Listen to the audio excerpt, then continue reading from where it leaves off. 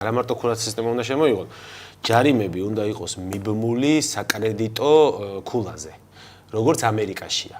და იმაშია, რა ქვია, ბევრ ქვეყანაშია რა, მაგალითად მიდგომა უნდა იყოს ასეთი, რომ მდიდრები უნდა დაჯარიმდნენ გაცილებით უფრო ძვირად, ვიდრე შედარებით ნაკლებად მდიდარი ადამიანები. იმიტომ რომ არ შეიძლება Range Rover-იანი ტიპი იხდიდეს იგივე ასლარს ღერძულას გადაკვეთაზე, როგორც იხდის Opel Vectra-იანი ტიპი. უბრალოდ ჯარიმები კი არ უნდა გაიზარდოს. შემოსავლის მიხედვით უნდა გაიზარდოს ჯარიმები. ახლა არ შეიძლება რომ ამ კურიერსაც და იმ ვიღაცა X5-ის პატრონსაც, რომელსაც ფეხებზე კიდია და ბასლაინზე დარბის რა, ერთი და იგივე 100 ლარი გადაახტევინო.